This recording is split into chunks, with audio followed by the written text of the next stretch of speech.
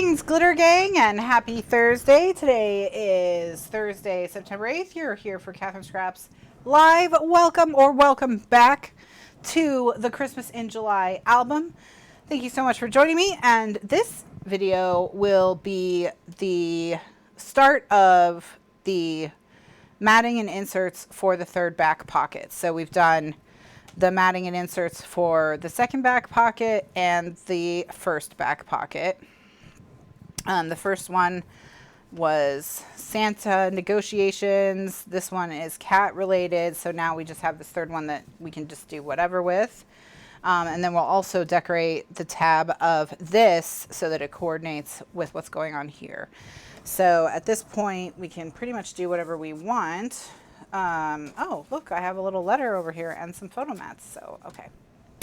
All right, so we've got our inserts.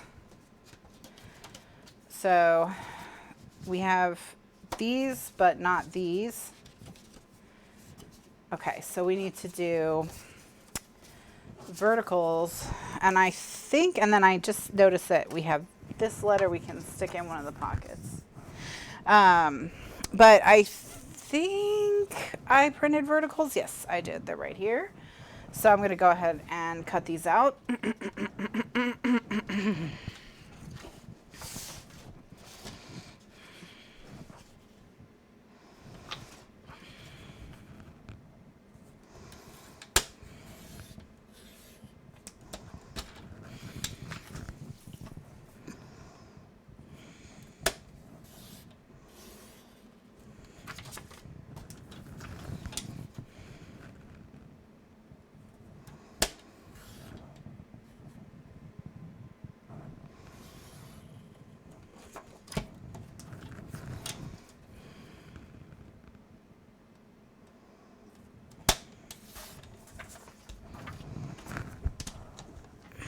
All right, so we're going to tape these and put them inside the remaining two pieces. Just get that done, or the remaining two folders, just get that done, and then we'll just be matting everybody. Then we'll work on matting.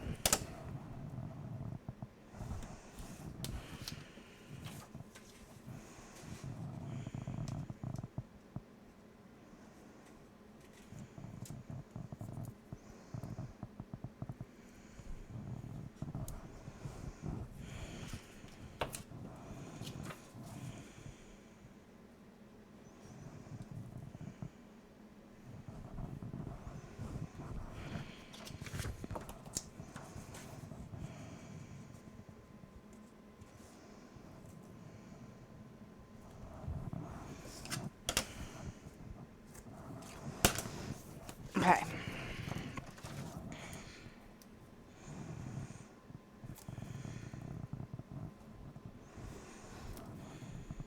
So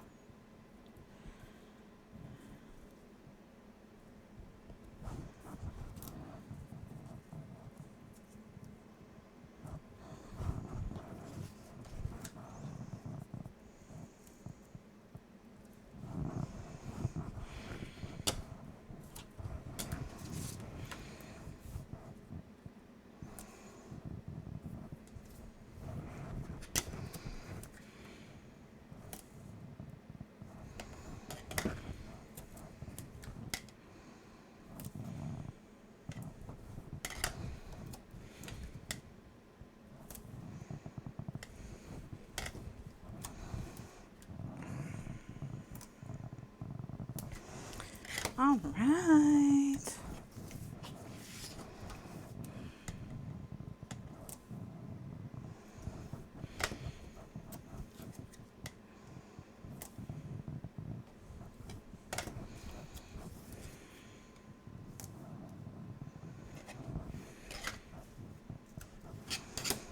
Okay, so now what we're going to do is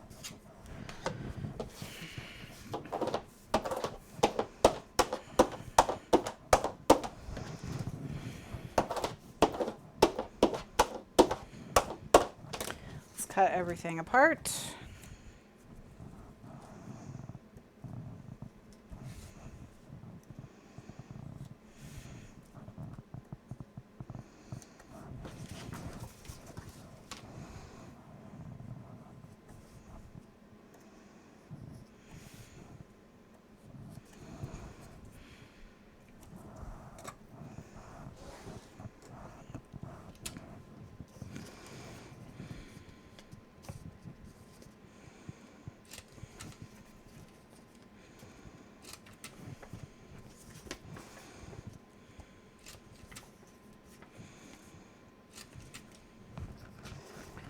Chomp, chomp, chomp.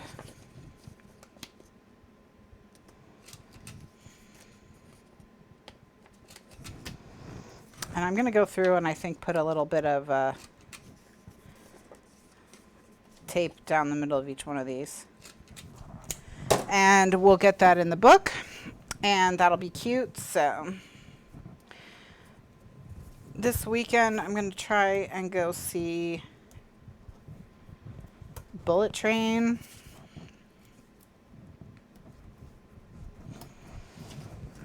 I keep like meaning to go see it, and then other things keep getting in the way, so I'm just gonna really like commit. This is the weekend I see Bullet Train. My sister is gonna go see it tonight by herself, and then she and Damien are gonna go house sitting this weekend, so we have to we have to keep Marcel alive while they're gone. So that's going to be tough.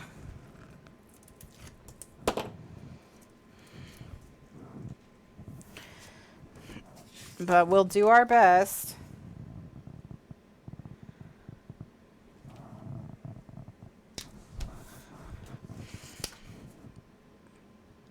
Okay, so that tape is showing through a bit. So all I'm going to do is just put the tape backing back on it so it's, you know, covered. Because I did, oh no, I chomped the tops of all of these, and 2 of them needed to be chomped on the bottom. So that's okay. I have another sheet of these, I think, that I can use.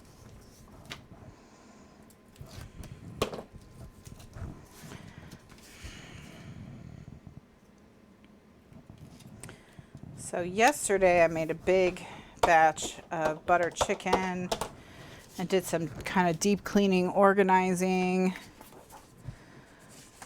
and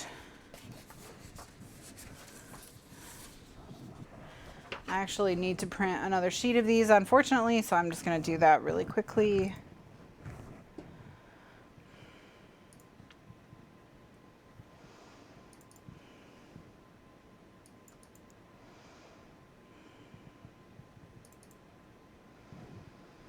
And then we will go from there. But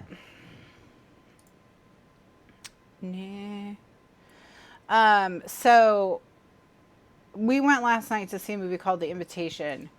Now, The Invitation is one of these movies that violates my _1 rule of Dracula cinema, which is that if you're gonna do any kind of media about vampires in general, but Dracula specifically, especially if your Dracula is going to be Vlad Tepes from Wallachia, then your movie has to be rated R. I'm sorry, I don't know what else to tell you. It just has to be rated R. And the reason why is because if you try to make a vampire movie that's rated PG-13, nothing scary can happen on screen. It all has to happen off screen, and then the movie is just kind of boring. So The Invitation, very boring movie. So if you were thinking that it looked really cool from the preview or something like that, I'm here to tell you it is not. It's not, in fact, cool at all. Yeah. So we were just kind of like, we were the only people in the theater, so we were having a good time because we kind of like MST3K'd it a little bit. But like if we had to be quiet because there were other people trying to watch the movie, then I don't think we would have had a very good time at all. We would have left, actually, if that was the case. So, but yeah.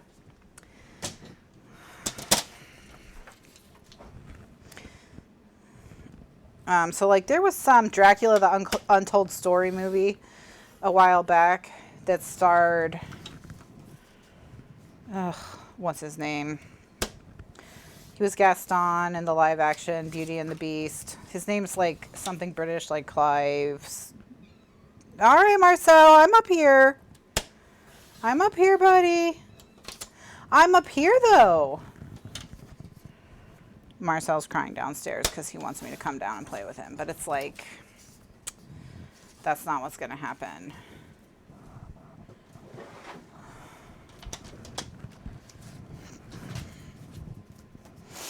Marcelio. Hey, buddy. Hey, what's going on? What's up? What's up? Meow, meow, meow. Luke Evans. There we go. Meow. That guy as Dracula, and he's got, like, I think he could have been. Oh, okay. What's up? I don't know. Can you hear him?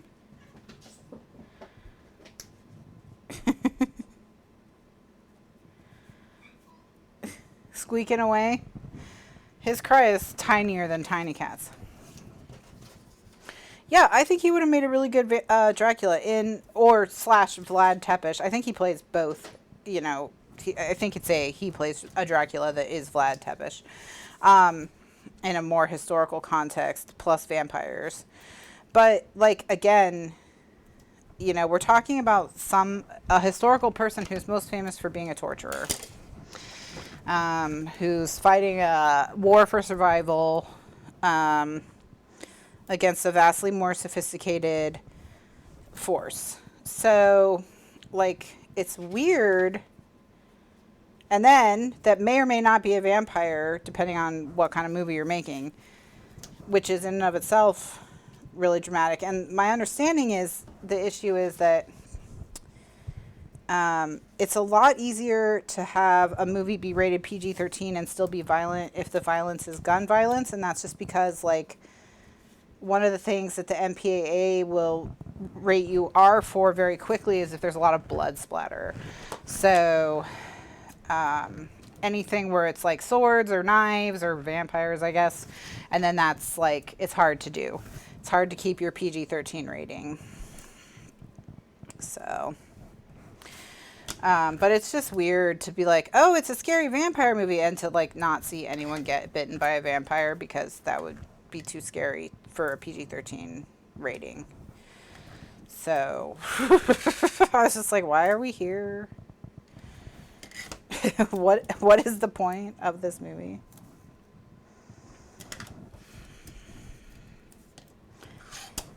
The Invitation is less good than the Luke Evans movie, though, which I think is Dracula: The Untold Story, which is, I don't think, an accurate title, because I think it's pretty much the Dracula origin story. So, but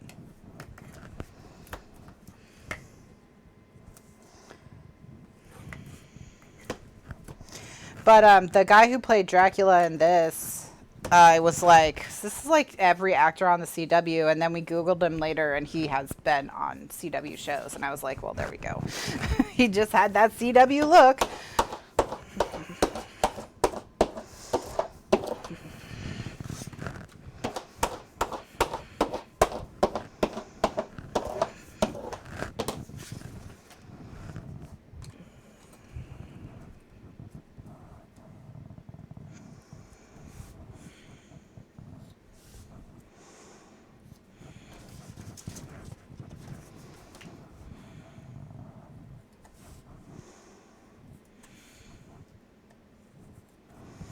Now, it's someone figured out, based on context clues, what year Beauty and the Beast is in, and it has to do with, Garcon talks about, when I was in the war X number of years ago or whatever. They were able to kind of figure out what war that was, and then calculate from the years that he mentioned passing how close it was to the French Revolution. And like the French Revolution was like right around the corner, so someone was like, she would have been better off with Gaston. Which I thought was kind of funny.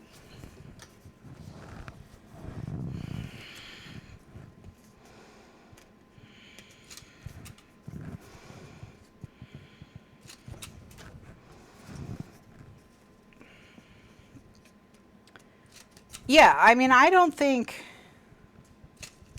a lot of 13-year-olds would have been scared so much more by a movie where the vampires where you actually saw the vampires.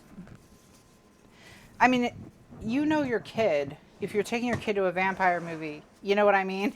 Like, it's just, you know what the general plot of a vampire movie is going to be. It's going to involve people getting bites. So, but yeah. So anyway, The Invitation. Like the all the vampire shows on the CW are definitely scarier. So.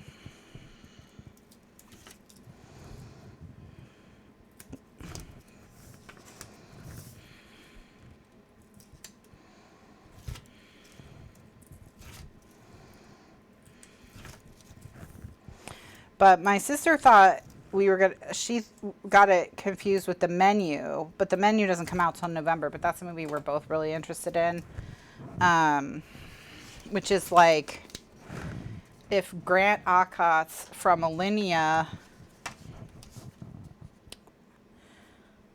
was like killed everyone in his dining room at the end of every night or something, is kind of how it looks. I don't know. Very interesting. Ralph Fiennes plays clearly like a celebrity chef of some kind, very high level, got 3 Michelin stars, whatever. The restaurant reminds me a lot of Alinea, the way just that it's presented in the trailer. Grant Achatz of Alinea actually is I find really interesting because he did lose his sense of taste for a while, and yet still was a chef. And they used a system where it was like, okay, well, in terms of acid, if 1 is bread and 5 is a pickle, how much acid do we put into this? You know, it's sort of, they developed a system for working on menus where he could still create menus and still create really interesting dishes even without being able to taste. So he's very interesting. He did get his sense of taste restored. Yeah, so like I find his whole story very interesting, and his restaurant is interesting because there is a dish that's smoke, there is a dish that's air, you know, it is very strange, you know. So anyway, I could see you making a movie just about him. That makes total sense to me. Now making it a horror movie is really interesting. So, anyway, but that comes out in November.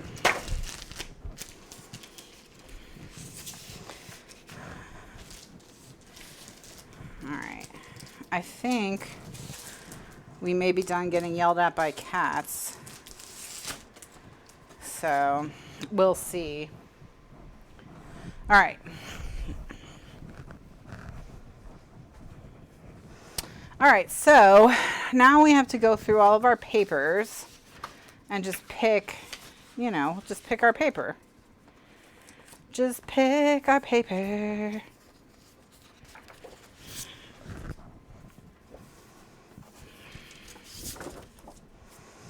Okay, so this pink paper could be cute. This paper could be cute if we could figure out a way to use that. I still want to use this paper.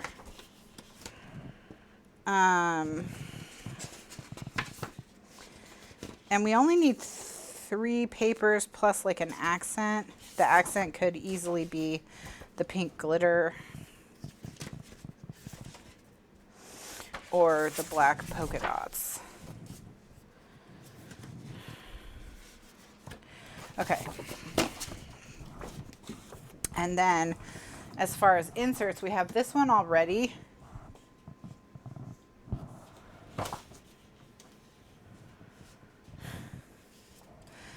We have these letters to Santa. So Candy said, I had the lottery on an English test in grade 7, and I'm still traumatized by it. How come no one wants to rate literature? Honestly, Candy, no joke. The lottery, I think the lottery is taught too young. Because I also was taught the lottery in middle school. And like, not only is it a lot for kids, but I think that just the social commentary in the lottery is just not, it's just above I don't know. I just don't think you're going to get it as well at that young of an age as if you studied it in high school or college. Okay, so we've got glitter. I'm going to set this one to the side. We've got these. So let's do, all right. How do I want to do this? Here's what I'm thinking.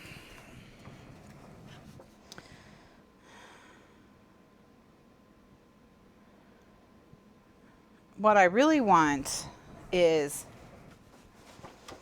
I wish, you see this on the side here with all these, I want to mirror this. I think I'm going to do that. I'm just going to mirror this really quickly and print it again. And then have that on the side, maybe.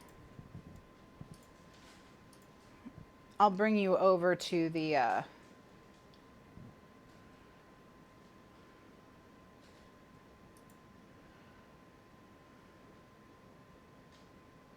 okay. I think I've got what I'm gonna.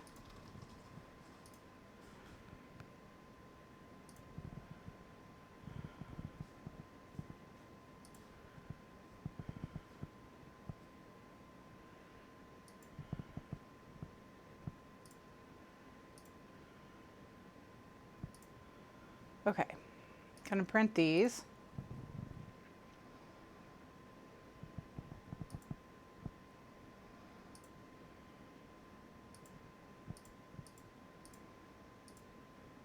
I'm gonna print 3 sheets.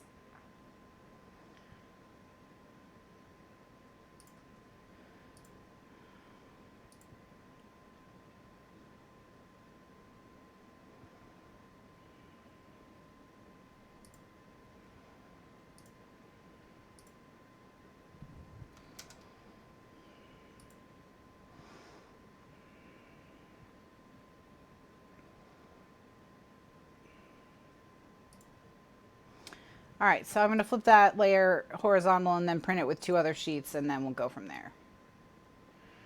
Okay.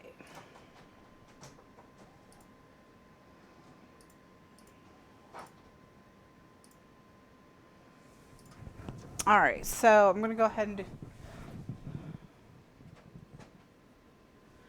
Well, I think that that's part of the problem. So Candy said that they didn't actually like study it in the sense that like the teacher didn't break it down for them in class and go over the symbolism and the social commentary and all of that. But they had like excerpts of it in the test and they read those and answered questions, which, you know, that will go to comprehension,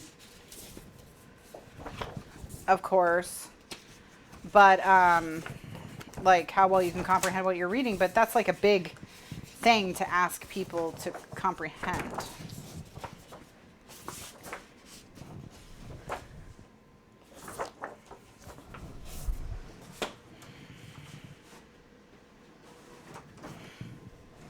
And yeah, it's hard. Like I have a very specific memory. It's so interesting of having read The Lottery and the teacher asking us, why are they doing this? And just being in class as like a 8th grader and thinking, I don't know why they're doing this. Like these people are messed up. And then someone else in class raising their hand and reciting the poem about when the lottery in June, corn will bloom or something like that. There's some poem that they say in it, which is basically like it's a harvest sacrifice, right? But it's a real throwaway, like it's not clear. Like, I mean, it's clear. As an adult, I'm sure I wouldn't struggle with understanding that. But, you know, as a kid, it just wasn't, I don't know. The lottery is just, I think the lottery is great for social commentary as an adult or an older child. But I think when it's taught, which does seem to be middle grade, is too early for that. I mean, I'm pretty sure that Shirley Jackson wrote that for adults. Although a lot of books that were written for adults are studied young. So maybe that's why the study of literature like turns kids off. But like I've talked about this with my parents about how like the books they pick are always kind of weird. For example, like for Steinbeck, you know, I remember we read The Pearl in middle school, and as an adult I was like, why didn't we read The Red Pony? So just strange choices sometimes. Strange choices.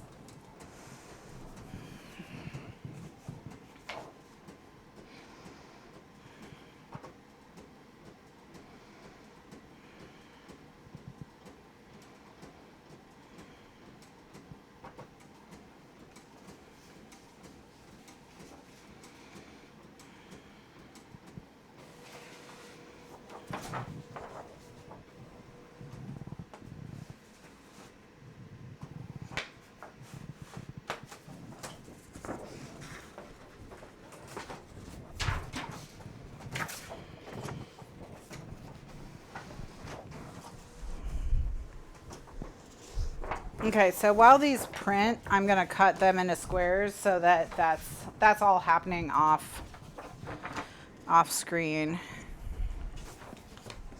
But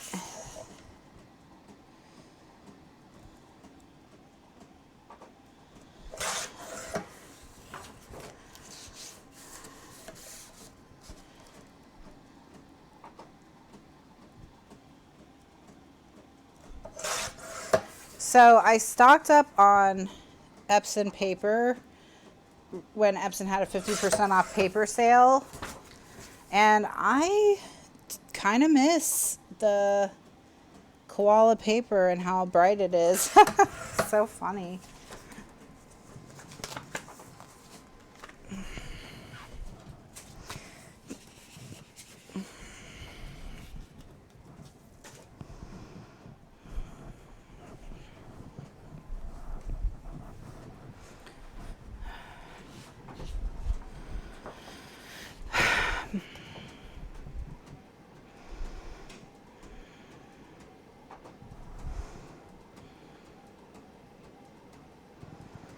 All right, so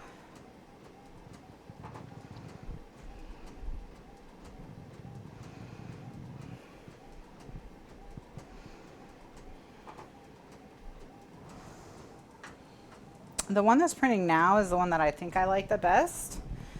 So I think we'll probably use this one. You know, I just needed to actually finish printing.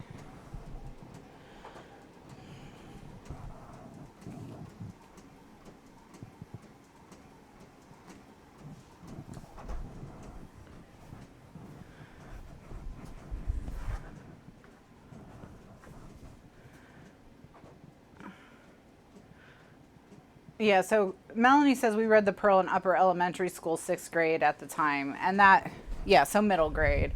Yeah, The Pearl is another example of like stuff that kids are not going to get that's not of interest to them, you know? So, and, you know, again, if you want kids to read Steinbeck, he's got stuff you could read that would be more kid appropriate. So I don't know. But like Candy said, I feel like I grew up loving to read in spite of what we were reading in school, not because of it. And I think that's very accurate for me. Like, I liked reading because I liked reading, and I liked the books I was getting from the library that I was choosing for myself. I wasn't having a love of reading inspired in me by what we were reading in class. Okay, so this is the one that I think this edge would be cool. And then I'm just trying to think of what to, like, I think that would look really beautiful. But the question is just what, the Red Pony is really sad. I think the Red Pony has like where the red fern grows energy. Okay.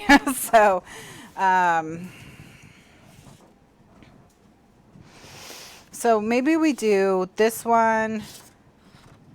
Yeah, isn't this paper is beautiful. So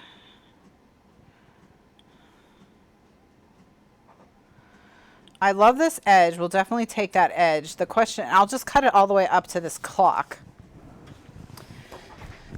And then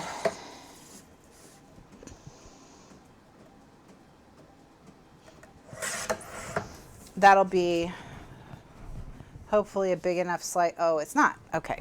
So I'm going to tape it back together.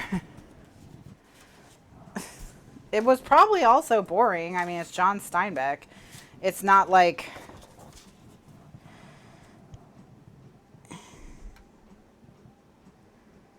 I don't know. I just don't think that they make good choices for kids' curriculums. So... Now, do I know what I would pick instead? I mean, not exactly, but I would probably not just do the same things that we've been doing this whole time, you know?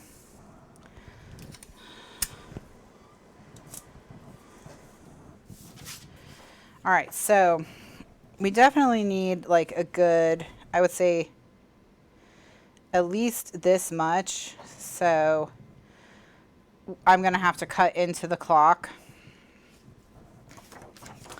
So what I might do is cut it to this candle and see if maybe we can do something with this candle. All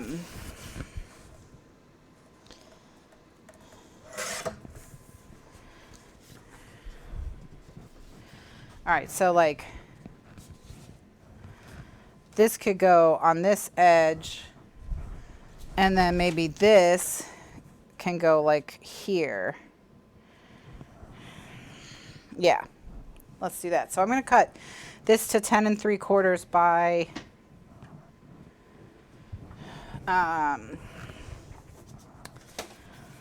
10 3/4 by 4 1/4. So I'm going to cut 10 3/4 by 4 1/4.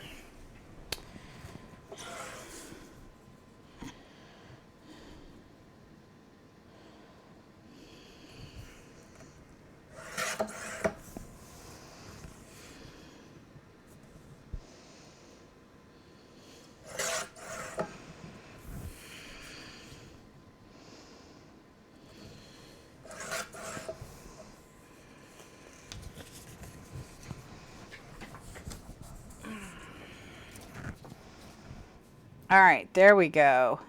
That looks lovely right there. That's just perfect. So that can go there, and then this one we'll cut down, and we'll cut the tab out of it, and then we'll go from there. So what I'm going to do with this one is I'm going to cut 10 3/4 and then just leave it whatever size that it currently is.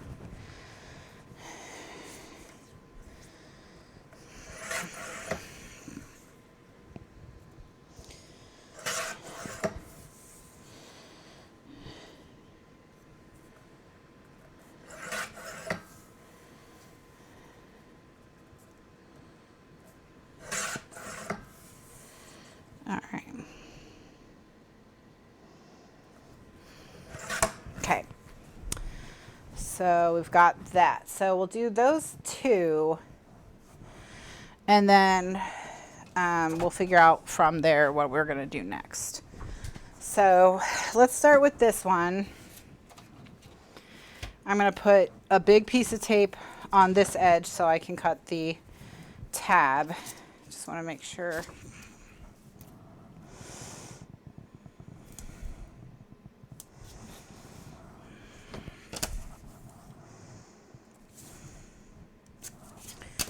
Okay. And then with my skinnier tape, I'm going to do the two short sides. I'm not going to do this other edge because it's going in a pocket, and it's just easier to stick it in a pocket if I don't. But we do have this split, so I am going to cover that split in the middle. Otherwise, that split might make it harder to go in the pocket.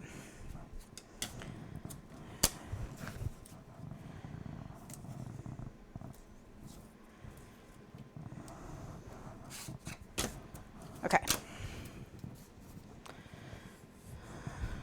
So, yeah.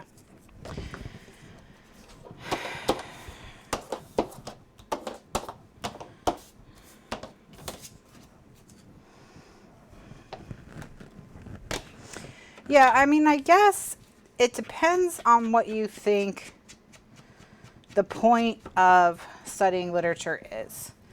So, and I'm talking here under high school, because once you get into high school, I think those kids are capable of close study of works that were originally written for adults. You know, I think they are able, when led by a teacher who knows their stuff, to read that kind of stuff. That said, okay, so what did we decide before? It's like, it's 3.5, right? If it's not 3.5, wait, was it 3 5/8? Was it something really, was it something weird? Let's do 3 5/8 and see what we think.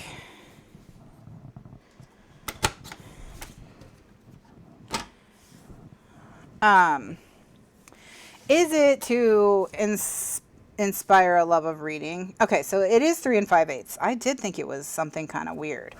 Okay, so it's 3 5/8.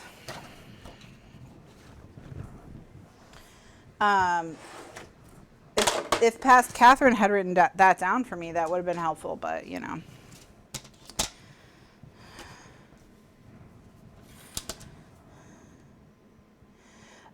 Or is it to teach you, you know, the development of literature? Is it to teach you how to analyze texts?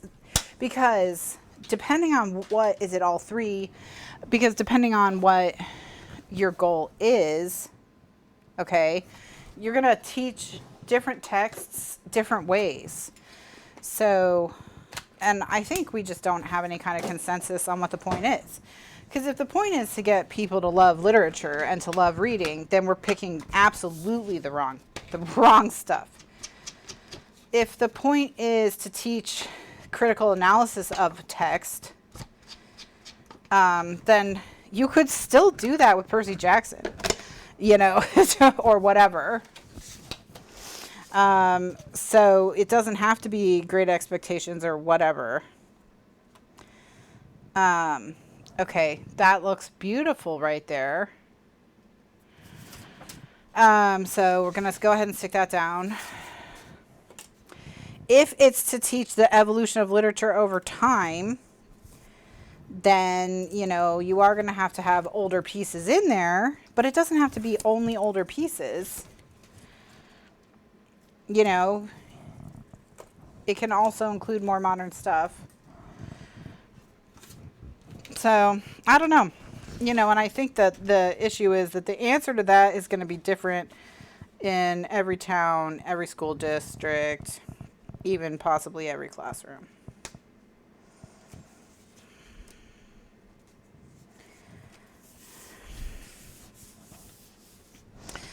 So...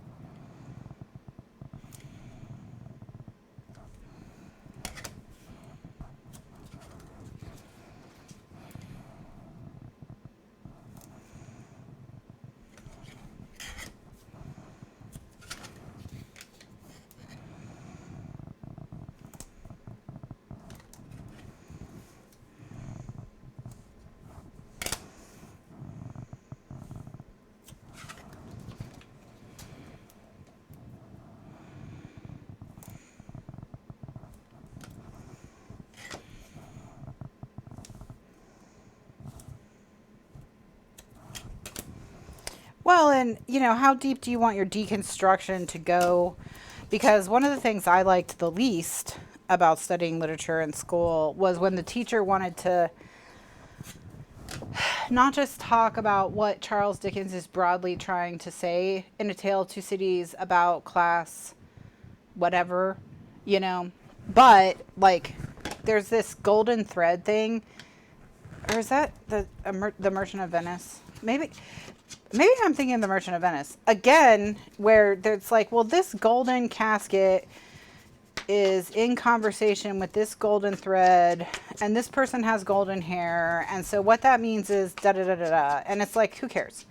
What is Shakespeare trying to say about society with the Merchant of Venice more broadly? Because he is talking about things like speculation and debt and racism and anti-Semitism, and you know, he's talking about all these things, right?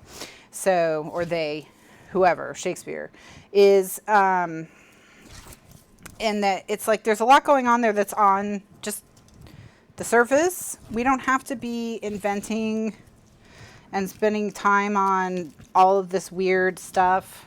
Like, I just don't think that that's at high school level what is helpful.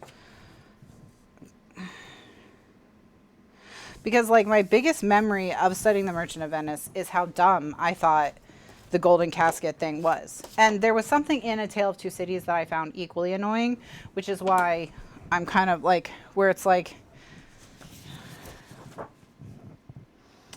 what does it matter? So, okay. Now here I'm thinking that the pink glitter can be a good divider.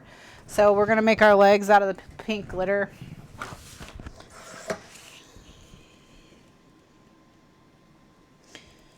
But that could just be because I'm a history major. So for me, literature is about like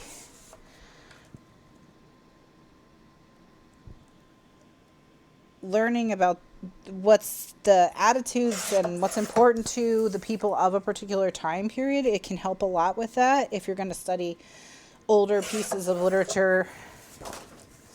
And by older, I mean even if you just want to know, hey,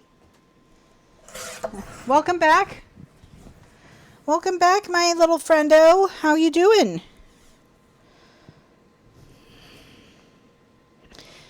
Meow. Meow, meow. Meow, meow, meow. Meow, meow, meow.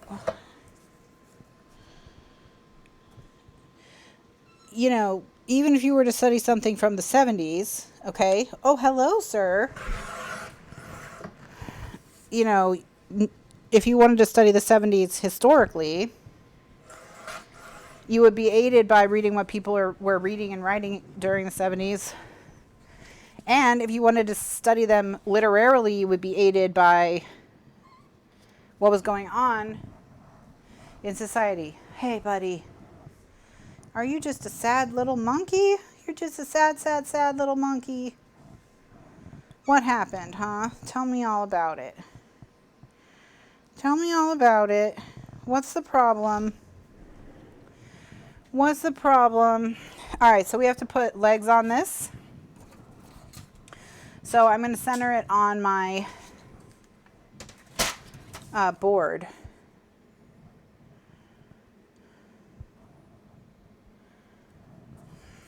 And then I'm going to make a mark 1/8 of an inch to the left of the center and 1/8 of an inch to the right of the center. And that's going to give me a 1/4 inch channel down the middle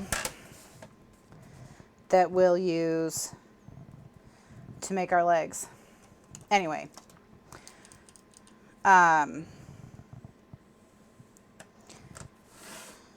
Oops. I marked that a 1/4 inch over, not 1/8 of an inch over. Hi, sir.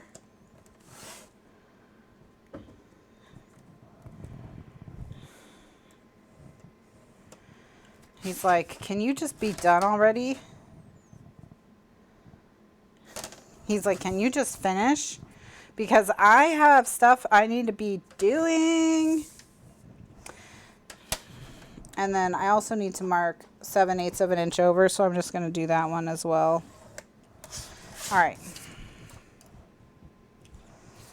Now what? Okay. Yeah. This one over to the side is the messed up one.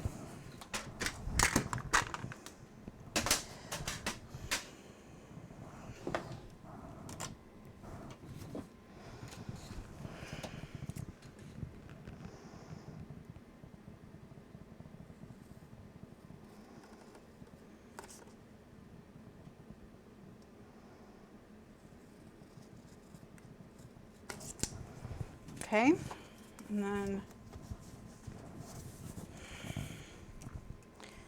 just gonna cut that out. And then before I put any adhesive on it or anything like that, I want to fit it in there, make sure that it does fit in there, which it does. So now we can go ahead and ink and tape.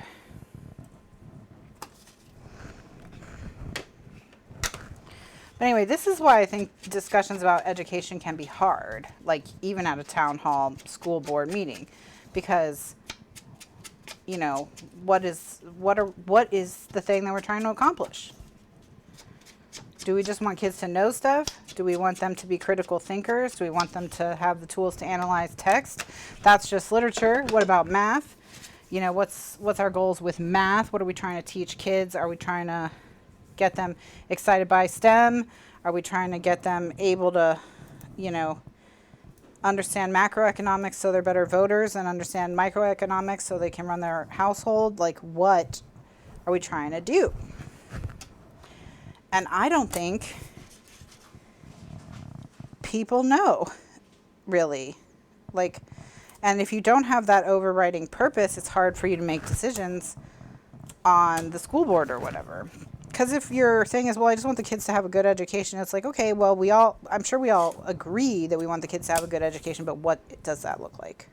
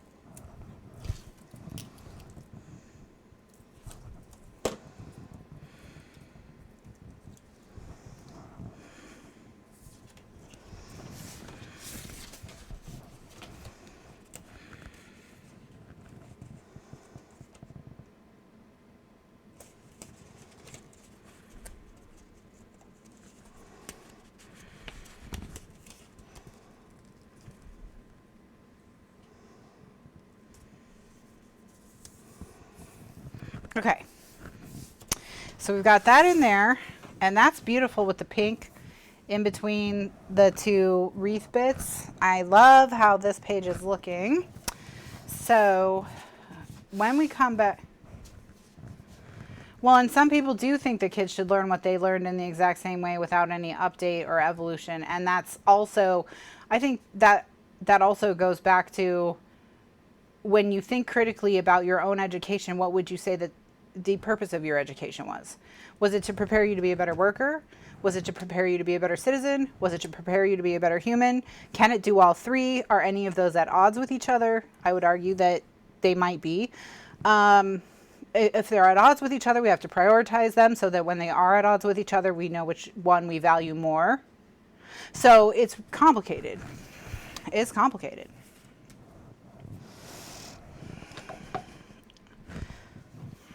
Like, I'm not sure people could necessarily identify what the motivation of the people who taught them was, you know? So in that sense, it might even be hard to recreate your own education. Like, you might be able to be like, well, I read The Red Pony, so everyone should read The Red Pony. It's like, well, did you know why you read The Red Pony and not something else? Who chose it and why? Like, that, I mean, I don't know why my teachers specifically chose what they chose, or my school district chose what they chose. You know what I mean? So anyway, just, it's tough. Okay, so when we come back tonight, here's what we've still got to do. We've got to figure out what we want on this flap, and we've got to figure out what we want on the inserts. And then we're going to also, you know, we're going to convert these into inserts with some more of the ledger papers from the collection. I'd love to do something with this if we could figure it out. So that's all to come. More to come. We're going to put this envelope in there somewhere. So there's more stuff on the way tonight. We got to you know, finish covering these. So when we come back tonight, what we're going to be working on is we're going to do the inserts. We're going to finish the matting and the decorating. And then that'll have finished off and we also still have to do this flap as well to tie them into each other. So we've got more to, did I put in? Okay. So we've got lots to do when we come back tonight, but already, you know, already it's looking cute. It's looking cute. So more progress will be made tonight. We'll finish off the matting for this. We'll see how much farther we get on other stuff. But for those of you who are headed to bed or headed off to dinner or to enjoy your evening, have a wonderful evening and a wonderful weekend, and I'll see you next week. For those of you who will be back here tonight, I'll be back in roughly 5 hours from now. So whatever time it is where you are now, just add 5 hours. That's when I'll be back. I stream at 2 p.m. Eastern USA time and 9 p.m. Eastern USA time on Thursdays here on this channel on Kathryn Scraps Live. We'll be continuing this album until it's totally finished, fully decorated, all of that, all the inserts, everything. So this will be a complete series.